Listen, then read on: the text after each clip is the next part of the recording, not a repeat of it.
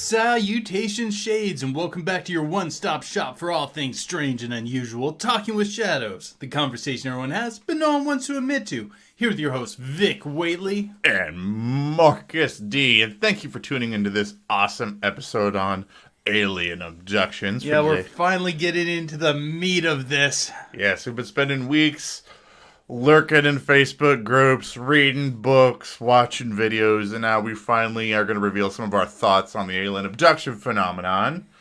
Today, we are going to be drinking... Well, I'm going to be drinking Rheingeist. And... Go ahead. How do you say that about a wiffle? I call it wiffle, but I don't know if that's correct. Yeah, we drank this on the... Bighorn Dam incident episode that we put up for the patrons, didn't we? This is what we drank for that. Yeah, I think so. Yeah. I remember having beer. I don't remember what. That's true. But this is an awesome beer. And I'm going to be drinking Coors Light. Pop these. I'm ready to drink after the day of work that I had. You had a rough day today. I had a rough day at the hospital, so I am in the zone. I'm ready just to record. Yeah, that's why I gave him the nice beer. Wow, this is very yeasty. It's been a long time since I've had a Coors Light. You and your basic beer. Yeah, that is a very yeasty beer. And I wouldn't call it bad. I mean, it just is what it is. It's just been a long time since I've had a Coors Light. Yeah. Well, I've been in a grouchy mood for like the last couple days. So 2 days ago, I went to the Comedy Caravan, the Caravan Comedy Club down in Louisville. And I was there for an open mic, and I was going to do my stand-up. And I was prepared to do a certain some material where we could talk about like the anxiety of buying a home, and I was prepping. But I was just in such no mood. I'm like, you know what? I'm just going to have fun. I'm going to do my material where I talk about ghost hunting. It was probably on your mind since we just got back from that big trip. Yeah, I'm like, screw it. You know what? I want to have fun. This is what I want to do.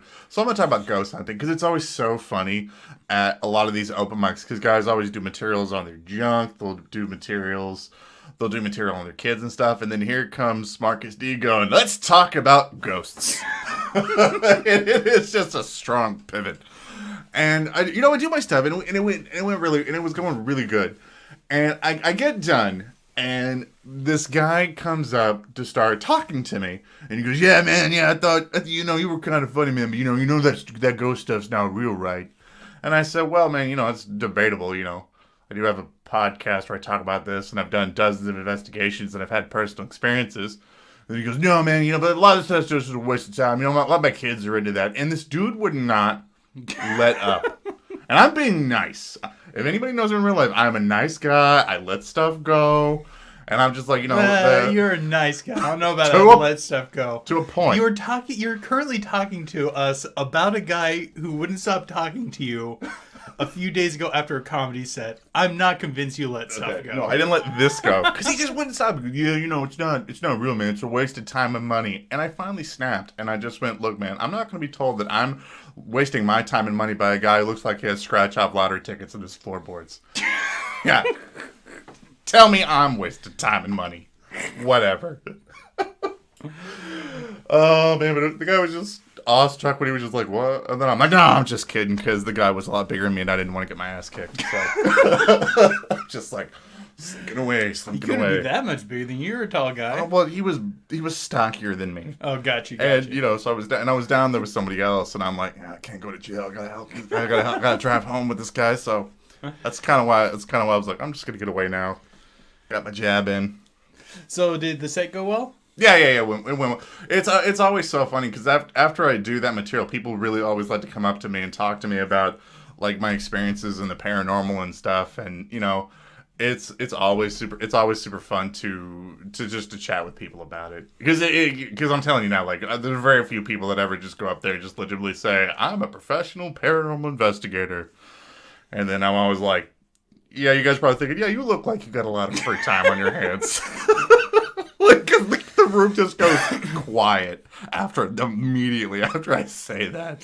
So I got to cut the tension kind of quick. So, oh man, but no, it was fun, and I always defend. The paranormal to people because I'm like, there's real stuff that is out there. People just don't some people realize. just aren't really ready to introduce that into their consciousness. Yeah, and sometimes I wonder with like a lot of the works with Keel when he talks about once you start prying into this stuff starts prying back into you. I wonder if that's not in a way a defense mechanism. It could be. I think that it could be, but also at the same time too, I think some people also just don't want to admit when they've had a paranormal experience, because we also do the same thing where it's like, I'm not a believer in the paranormal, but I had this weird experience, wink, wink, nudge, nudge. Yep. And then they just tell it to us. Oh no, stuff like that happens all the time. It's like, oh, I don't believe in this sort of stuff, but here's what happened. But I'm not a believer. I'm like, okay, whatever you say. So, what about our comments from our last video? Yes. So, now that I finally got to rant about that guy who was trying to be a jerk to me. So, the last episode that we did, guys, was we talked about cow mutilations. That was fun. Working very hard trying to get that video not removed from YouTube, which we were successful at, which I'm very thankful for. Pull these up for you guys. All right. Philip Nar says, love your episodes. Always look forward to listening to them. I heard prions can cause brain damage and disease like dementia. Now, as to who or what is causing it, I tend to lean toward the government because they are checking for ground contamination and probably the prion problems. I guess some of the mutilations are done somewhat near chemical plant type places. Sorry. Far Out Theory, the movie Endangered Species with Robert Ulrich. Sorry. I have not seen the movie. Have you? I have not seen that movie. Oh, sounds like I'm going to need to see it. I'm a wuss when it comes to any sort of movie with anything serious. I'm a Disney Plus guy. Sorry. I meant to look more into prions, but truthfully, I've been up to my neck in UFO books and alien abduction books here lately, so I haven't really had a chance to do a whole lot of digging into prions. Maybe I'll do some digging and get you an answer by next episode. Although, the theory of just the government, if they need information, they're going to get the information. That's true. So, Grandmaster Gav 86 says, I like to think of Marcus and Vic as two drunk shadow people. Yeah, we're just getting loose-lipped and spilling all our secrets. You, sir, made my day. That is awesome. You, sir, made my day. I also like to think of us as two drunk shadow people because most of our images online are pretty bunch of dudes lurking in the shadows. So, yeah. Oh, God, we're like those old guy Muppets of the paranormal. Oh, my God, we kind of are. That's awesome. I think it's Stanford and Waldorf. You guys can correct me if I'm wrong. I might have those names wrong, but I think that's their names. We're those guys of the paranormal. Kay Bennett said, yeah, guy, there's some weird and odd rites in the backwoods. My father was a delivery person for a pizza place in the 90s. One night he was on a back road and he had to stop because a mass of people were in a circle in the middle of the road. Being my dad, he actually honked the horn till one guy told him to turn around. A side note, the act of a nail deer parched through sounds scary. Could just be a green witch just doing offerings to one of the many forest gods like Pan or the Wiccan Horned One. Not to downplay what you saw, but it is very common in other cultures that practice hunting magic. This is basically the act of giving back to the forest some part of animal you hunted. We see this in Germanic cultures, the Celts, the Sami, and Siberian tribes. I knew about the Celt rite as far as that, but I wasn't familiar with some of those other ones. I might have to look into those. It definitely wasn't one person because I've stumbled into it in like vastly different areas, unless that one person is extremely active. Because I'd found them around the Muscatuck swamplands. I've also found them near where a lot of the farms were. And I found some like on the other side, kind of a little outside of my hometown of Hayden, like just off across Highway 50, like off in that area. And I know you don't know these areas, but all these things are like many miles apart from each other. Also, Kate Bennett, tell them that Marcus said that he has balls of steel for honking at a strange group of people standing at the road, blocking his way to go to work. That is awesome. I'm glad that there's other people who think about these sort of occult wilderness rites besides me, because sometimes I bring them up to people who are also interested in the occult, and they just give me these blank stares. I mean, people don't like to study rural magic. People like to study like the occult classics, like the major grimoires.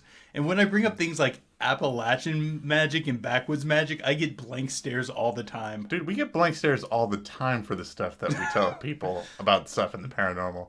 Well, I'm talking about like when specifically talking to other people in occult circles. Oh, okay.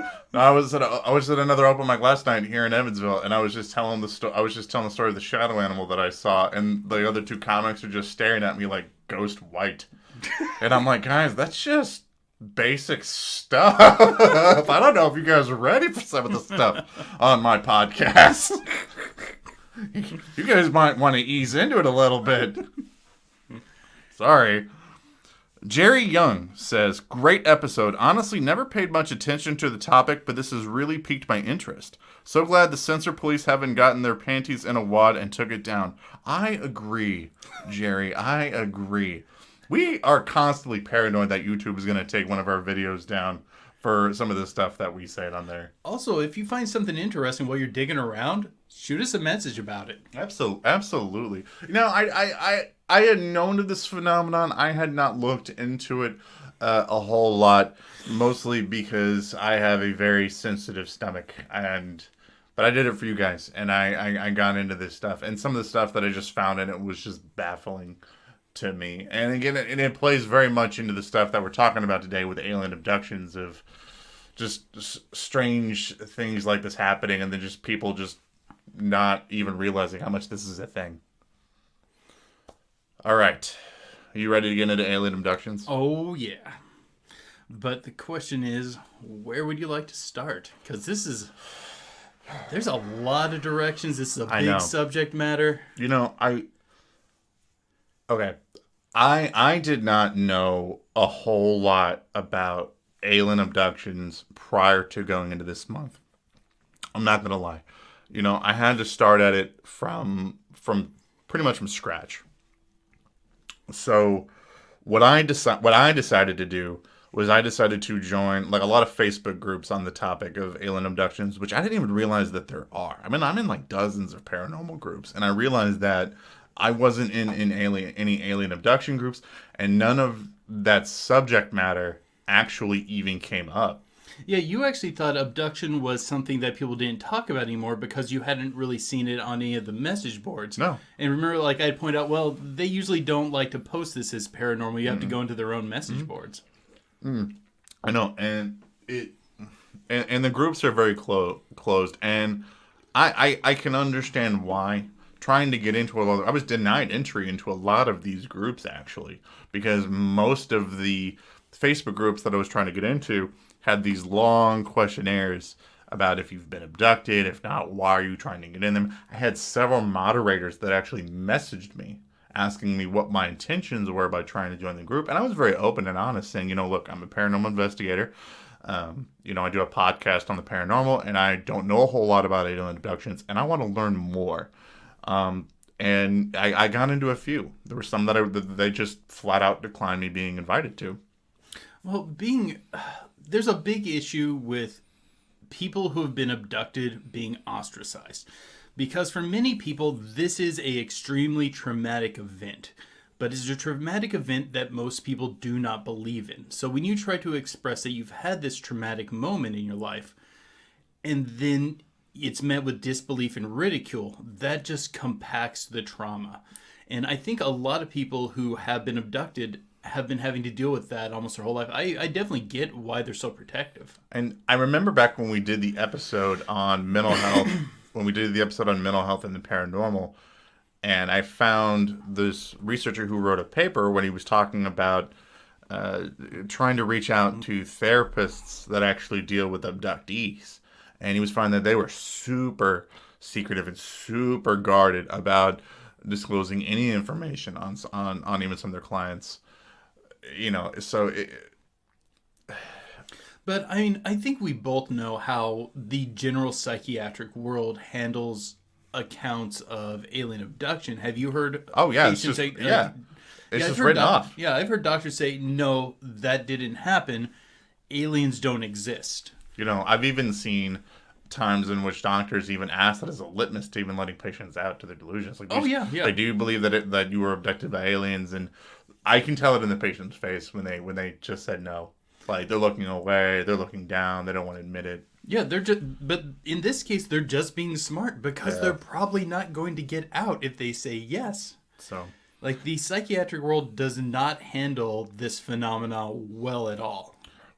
when the groups that I did get into, and I watched people posting, I really found a large community of people that honestly were really trying to get to the bottom of just what happened to them. Many of them had experiences of missing time, memories that, like fleeting memories that they had, bizarre screen memories that they had, and they really wanted to know possibly what had happened. Several people reporting strange bruises. That was one of the things that I actually found kind of odd at first, even though then I discovered how much it's not as odd as people think. That there were people that were posting photographs of just strange bruises, and that they don't know where they come from.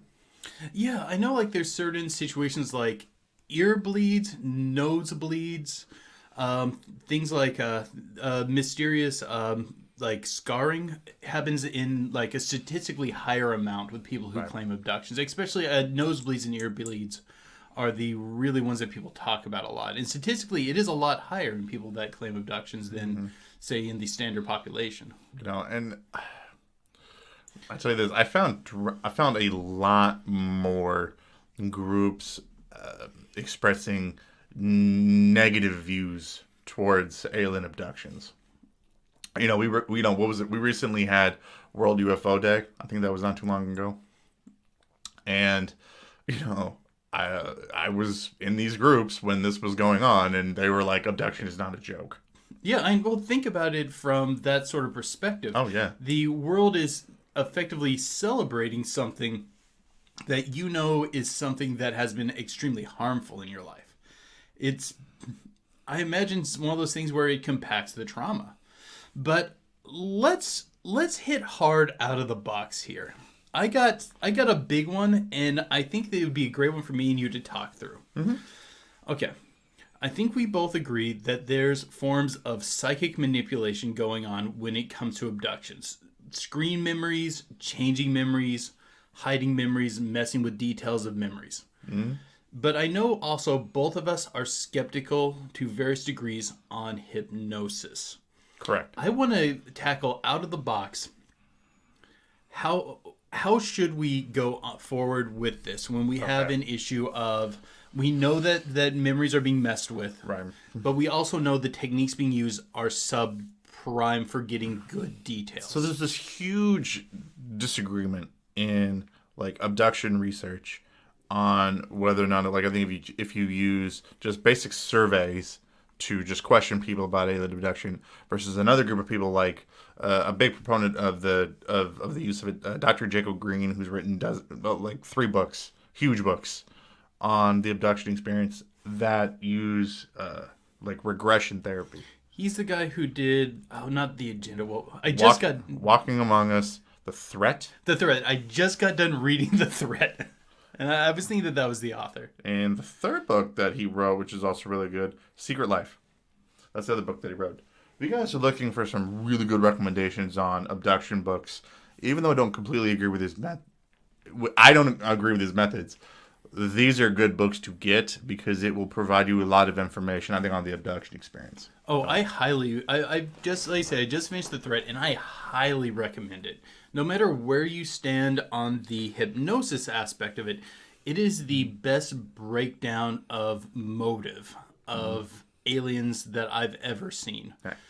And he gets a lot of accounts of people claiming to be abducted by aliens. I mean, he's doing research. I think he's been doing research on it since the 70s or 80s, maybe even before that. I mean, I know, like, I listened to an interview he did back in 2018 on the Richard Dolan show, and he was talking about his research all the way back to interviewing an alien hybrid on AOL. I'm like, holy crap! That's how far back his study on alien abductions goes. He actually started the field as a UFO investigator. But let's get back to our primary question. This, how do we reconcile the fact that it seems that the best tool we have is also a very subprime tool? Like, the thing is, I'm not against the idea of using these... Oh, why can't I ever remember the name? The questionnaires. Right. I am not against that at all. Actually, I think that's a great method. But we also know that there is memory manipulation going on. That although some memories are on the surface for some people, the details just are no longer there. They have been stolen away.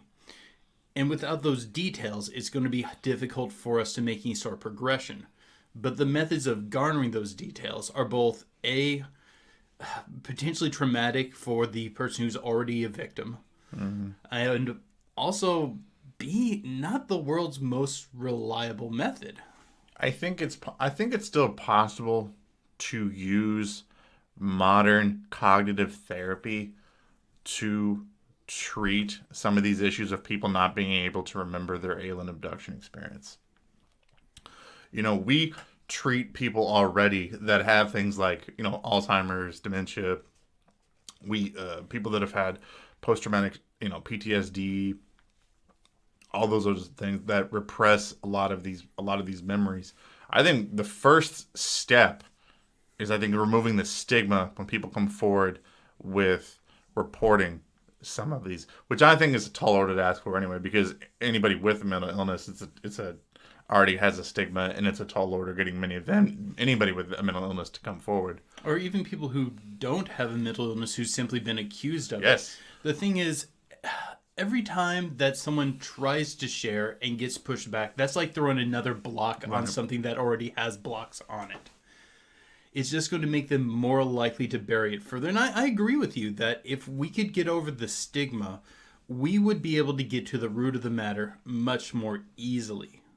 That's why whenever someone came into our facility and said, like, I was abducted or something like that.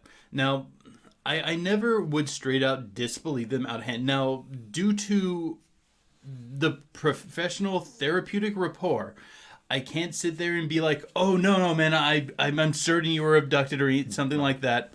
There are boundaries that we can't push within the facility, but I always did my best to make sure they did not feel ridiculed, that other people were not ridiculing them for it, and that they felt that they were in a safe environment. No, absolutely. You can still be empathetic to a person and still not believe them, because there's still an unmet need that's there. I still remember a guy that was running around on the unit, and he was screaming about being... Oh, you told this story last episode. Oh, wait, was it about the UFOs?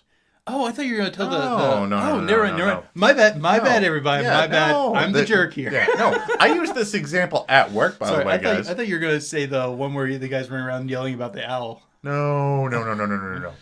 No, this is another. There was another guy that was running around. He was screaming about that he was afraid that aliens were going to attack the hospital. And keep in mind, this was very public. And, so there's other people looking around. And then when I went up to him, he's absolutely afraid that the aliens were about to attack the hospital. And I didn't tell him that I didn't think aliens were real or that they weren't real. But what I told him was, I said, look, I can understand I can hear where you're coming from. I would be scared too if I didn't feel safe somewhere. I would feel it would bother me to feel unsafe someplace. And I just had to reassure him that, that our security people were very professional, keeping people safe. That I was a person that could keep them safe, and that a person that the other medical staff that was there, and that's all I did was I empathized with his feelings of feeling unsafe in the location that he was at, and it calmed and it worked a lot, just to do that. I think you can give somebody the basic respect of that, and I think that's a good place to start. Heading back to the previous statement, though, yeah, we keep drifting. The way I'm looking at it is this: I think the best way to do it is to use whatever tools you can if you don't have a better tool. And what you can do is look for consistencies over a long period of time, especially with outlier trends that are not part of the zeitgeist. Mm-hmm. If you have a lot of people saying something happened in an abduction, but that is not part of the zeitgeist of abduction. That's not part of what everyone knows about abduction. I think that means you can give it a little extra credibility and continue to look for those sort of themes. Now, you have to do your best not to manifest it or draw connections where there aren't any. You still have to handle it as a serious matter. But I think looking for trends over time is what's going to get you to the most likely accurate answer. What do you think? I agree with that. I think my biggest issue with regression therapy is I worry oftentimes the human brain cannot handle not knowing. We just can't do that. And I worry that often with these regression therapies, no matter if you're asking them a question, a person will try to piece information together. And they can still weave a narrative. Oh, yeah. And a lot of them talk about the struggle when it comes to that you have to be on constant guard of the person that's under the hypnosis going into dissociation, where their imagination is going to start filling in blanks. And they will admit that that is a struggle. And it seems like they are more than aware that you can't always be 100% certain. I can give an example. I can even give an example. It's like a mental health. You're sitting in a chair and you're just sitting there, and then someone asks you the questions. Do you have a plan to hurt yourself? Well, you didn't maybe have a plan until you just put that in your head that you were just asked this question, and now your brain has started to create that in your head. So that's kind of my concern with some of these regression therapy sessions is that what's going on. Now, I will throw a caveat in this, that in some of these sessions, you start getting some details that I don't think are stuff that people that don't know each other could have said just on their own. Like when people start reporting about seeing like Mantis people aliens, like that particular dude, I don't think 99% of most people are even familiar with those types of extraterrestrials. And stories of them pop up from time to time in regression therapy sessions. I don't have an answer for that one. I'll give you that. Yeah. I think that it is a tool that works often, but not often enough to be called consistent. Right. If you're following me, if I'm making sense here. Yeah. I definitely think that you can't take everything at face value. But also I think until we have a better modus operandi, you can't throw the baby out with the bathwater. In many ways, we are people doing our best to understand a situation that is in a scope well beyond us. Because whatever method that aliens use, and I'm using the term aliens here, I'm not personally certain that they're aliens. I'm still working on that part. But whatever they're capable of doing is some sort of psychic or hypnotic or mental control that we don't fully grasp, which kind of leads me to the next thing I want to talk about. There's some tactics that still happen to people that I think that you can't kind of grasp. At least how they get you. Well, I'm not saying there's no part of it we can grasp, but the thing where they bring their head within like a few inches of yours. Like you're doing now? Yep, I'm doing it right now. How uncomfortable is this? This is very uncomfortable. Yeah, where they get their head very close to yours, and then they can project in thoughts, emotions, mess with your memories, and basically almost like they can just program straight into your mind. Do you know one of the weird things that I found when I was doing research on alien abductions? Because I read several stories about people that were talking about how gray aliens will get like real close to you, and they'll get up like real close to your face, even touching you. But even though that they have a mouth, they often report them not breathing. Yeah, and like no mouth, no lips, no teeth. And a lot of people, when they sit down and talk with them, by talk, I don't mean like actually verbalizing, but this form of telepathic communication that many of them report. They seem to explain that they don't even have a digestive. They don't even eat the way we do. Let me ask you a question. You're given the opportunity to say something to an alien. Do you get one question? What do you ask? Oh. Okay. Are they compelled to tell the truth, or is this just me straight up asking a question? You don't know what it's going to be, so it's whatever question that you think that you're going to ask them. I'm either going to ask why, or where they actually from, for real, seriously. Mm-hmm.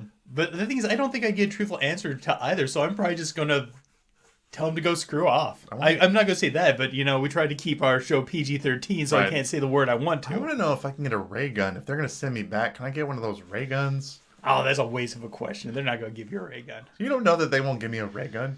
Like, for the most part, they don't even seem to carry ray guns. What I would probably say is like, well, if I get a ray gun, I will give you a much more better human specimen for your experiments. A slightly taller, longer haired, much more knowledgeable in occult practices. That's been working out at his water aerobics class much more frequently. So you're just trying to sell me down the river in exchange for a ray gun. Well, maybe if they give me the ray gun, but that's it. That's it. Nothing else.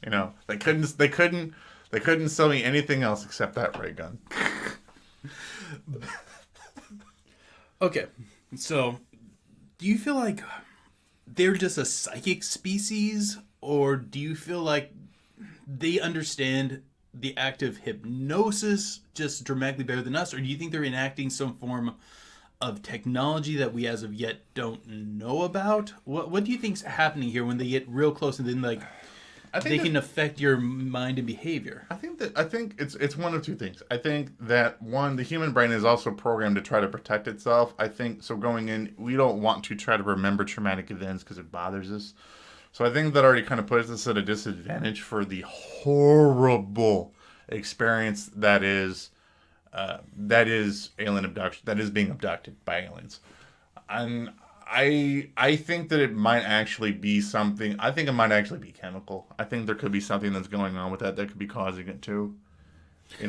Yeah, but even besides just blanking memories, a really common one is when they're trying to harvest ova from women. They will stimulate ideas of sexual arousal within their mind. Or sometimes when they're trying to get someone under control, and sometimes seemingly for arbitrary reasons, they will just cause fear in someone, or they will implant like vivid hallucinations of something horrible happening to them. Mm-hmm. Or like another really common one, and this might be something good for us to go off on, is so often they give abductees visions of various futures. Mm-hmm. Do you want to talk about that for a little bit? Yeah, we can. Well, so often they're given these visions of the future by ETs, but they're not consistent. Sometimes it is a environmental destruction. Sometimes it's the world on fire with explosions going on and people looking back at the abductee asking why or saying you could have stopped this. Other times it's religious sort of apocalypses occurring. And they always express, we're here to stop this. And I will just tell you immediately what I think's going on here. I think this is straight up abusive manipulation. I think they are showing us something traumatic and using it as a way to justify to us the bad things that they are doing. Trying to explain that the horrible things we're doing, no, it's totally justified. We're going to save you from this ill-defined bad thing. And we're your only safe route, so it's okay for us to treat you badly. It's Stockholm Syndrome. Yeah, it is. They're giving us the Beauty and the Beast treatment. And I think a lot of particularly the positivists, the people who say, no, the aliens are here just for our benefit, I think a lot of that really comes across like Stockholm Syndrome. It does. If I get abducted by aliens and the clock starts talking, I'm out. Like, I don't think if this group is willing to take people and effectively rape them against their will, I don't think that they're here to be the good guy. Well, okay. One of those stories that I was not prepared for when I was reading some of Even Green's work was the large amounts of men that seem to get abducted out of nightclubs and adult entertainment facilities. Okay, he didn't go into that in the book that I read, but that makes so much sense with his research. Oh, yeah. They're looking to snatch people who are primed and ready to go. I'm guessing. Yeah, like it was okay. Yeah, in some of his research, he was polling people, and there were so many of these men between ages like 20 to 40 that would be at a bar, a nightclub, essentially in an amorous state. In an amorous state. And essentially they're approached by these very attractive looking women with like odd shaped eyes that essentially try to pick them up as an escort service, and then the next thing they know, they're on the ones that can end up remembering. They end up getting abducted, or they end up waking up like in the back of the bar, or like in a drunken stupor the next night, having to hop the fence and get away before the bar staff come back thinking they broke into the place. And I think this makes sense because I think we are both of the mind, and you can tell me if I'm wrong here, that the crux of abduction phenomena is centered around reproduction. Yeah, there's a lot of those. It doesn't even matter like what kind of aliens you look at, whether it's reptilians, Nordics, Greys. At the end of the day, for some reason, and all in some way, shape, or form, intertwines into they're trying to boof. Yeah, it all boofity. It all really is very centered around that. I actually wonder if, okay, there is a outlier of people who report being abducted not specifically by aliens but by hybrids, by things that are more human than not human. You can look at what the Betty and Barney, even though in the Betty Barney Hill incident they didn't say that they were hybrids, but things that effectively looked like that.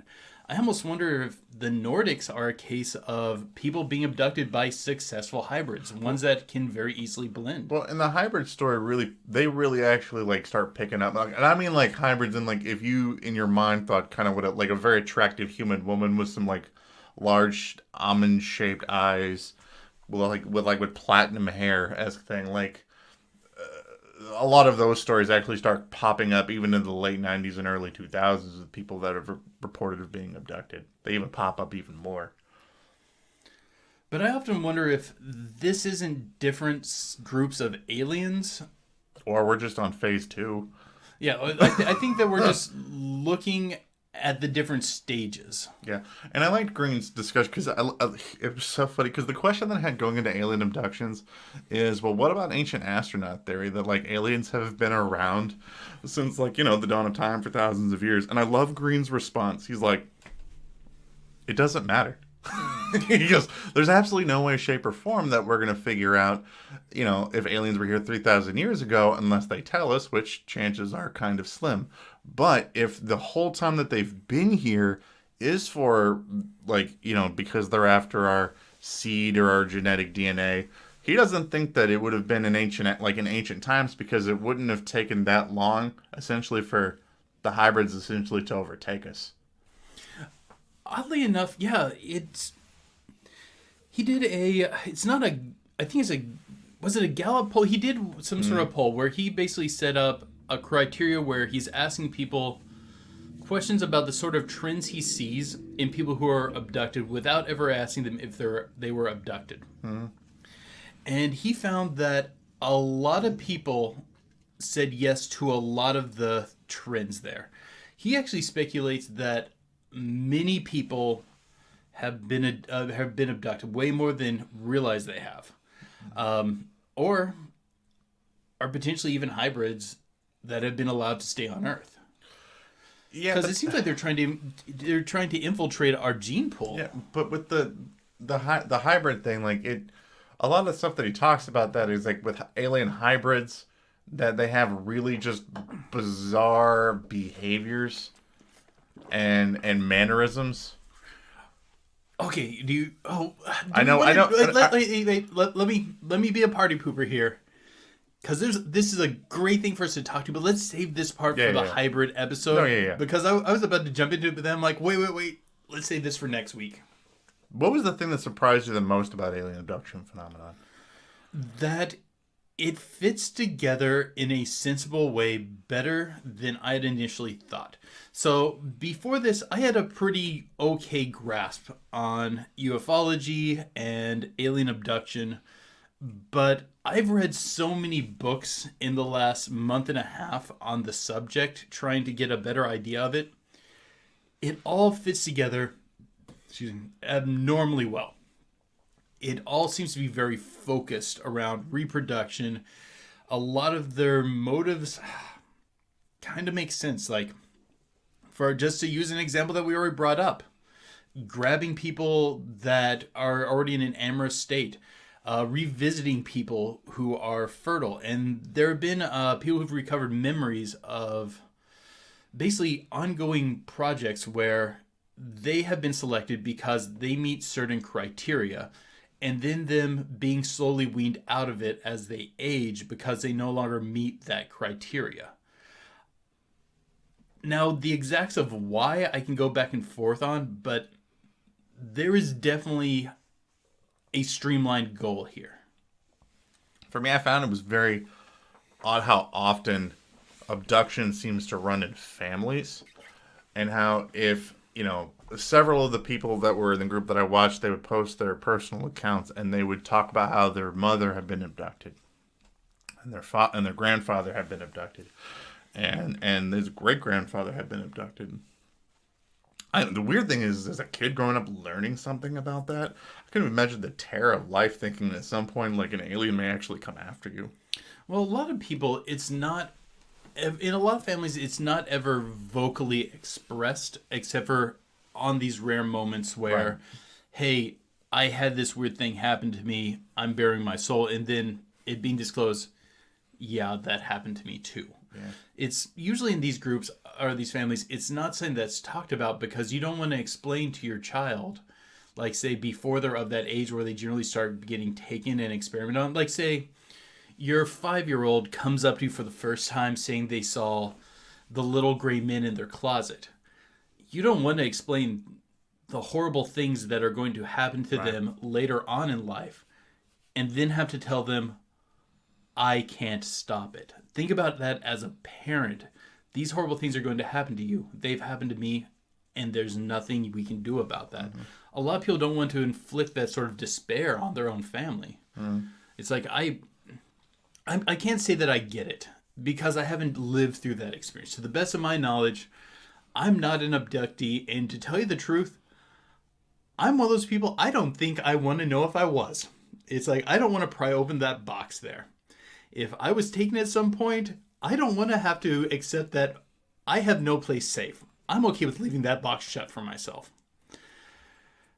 Because living with that idea that there is no place where I can be safe from it and there's nothing I can do to stop it is not something I personally feel like I want to open. What about you? No, I was in the same boat. I saw so many of these people in these groups that posted these like fragmented sentences and these fragmented posts when they were talking. And I know it's so easy to write somebody like that off thinking that they're just crazy. But at the end of the day, I'm way more inclined to believe an individual that's like that. Because I remember when my home was broken into a couple years ago, and the anxiety that came from feeling like an intruder came into my home against my will, that this could happen again. And it's never gone away. And he's not kidding. He was a wreck after that. Yeah. Like it bothered. It still bothers me. And this doesn't even compare at all to a person that would have gone through an experience of being, abducted by an alien. So I can't even imagine the impact that would have on somebody's psyche. So it really changed my perspective on when I look at people when they post about some of these topics. I also found a lot of alien resistance groups, which I thought were pretty cool. Oh, tell me about that. I'm not familiar with this. Yeah, there's a lot of people that just post a lot of literature about like the fight against aliens. They're like, world abduction, like UFO Day is not a joke. Abductions are real. They pass out literature. They share a lot of Dr. Green's work. I mean, more power to them. I don't think they're here for our good. Yeah, they post a lot of YouTube. Just don't do anything dumb, guys. They post a lot. I mean, I'm not going to share the names of them particularly because I promised the people when I came to these groups that I wouldn't, at least for this, because I'm just starting. But like, they would post a bunch of YouTube videos that just said like, you cannot abduct us, we resist you, and things like that. And I'm like, all the more power to you, man. I like people that take that kind of stance on it. Oh, yeah. They're taking the situation, doing the best they can to empower themselves while expressing this is a real threat that people need to take serious. And I think it's unfortunate that more people don't take this matter serious because I think it's a situation that has serious repercussions. I think that this is something dangerous for us to ignore. I think that this is something that can have serious ramifications for us. Like, when you start messing with a population's genome, it doesn't take long for it to potentially spiral out of control. At the end of the day, I have a real hard time with this whole narrative because there's so many different types of aliens for how they look. If at the end of the day, is this really how they look? Are people just seeing these things differently? Actually, I was hoping in the Patreon segment we go over what we think the aliens are. I like that idea. Because we're kind of getting close to time anyway on our episode for today. So, is there anything else you want to talk about in the main segment of the podcast today? We just barely scratched the surface here. Nothing that I think I could sum up within a few minutes. Maybe we revisit this topic sometime soonish. Maybe in another month or so. Would you like to do a bonus episode on this? Come back to it? Yeah, I think that this is... Because a lot more of the information that I think that we could share, it really starts bleeding over into, like, alien hybrids. And that's our last episode for Alien Abduction for the month for the podcast. And we don't want to get too into it because we've got I got a bunch of topics and a bunch of things about that I really can't wait to get into because I got some theories surrounding that too. In the comments below, tell us what you guys think about alien abductions. Like has it ever happened to you?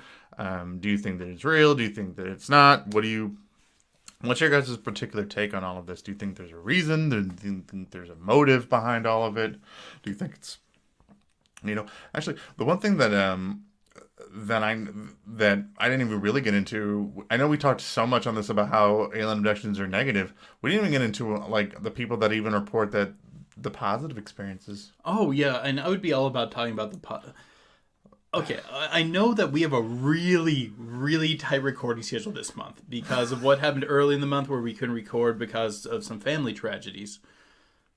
Sometime next month after we're caught up, would you be okay with us revisiting the subject? If you want a good one now, go check out me and Ellie's video on the Arthurius Society, because that's an example, I think, where the positive one came out, where I think a lot of these examples where aliens were from a positive aspect, there's religion, they get religions formed around them. And you could find a lot of those there. Yeah, I would love to get into the best and worst of alien abduction, talk about the positivists, the negativists. I just like to dig into that, but okay. I know we're running out of time.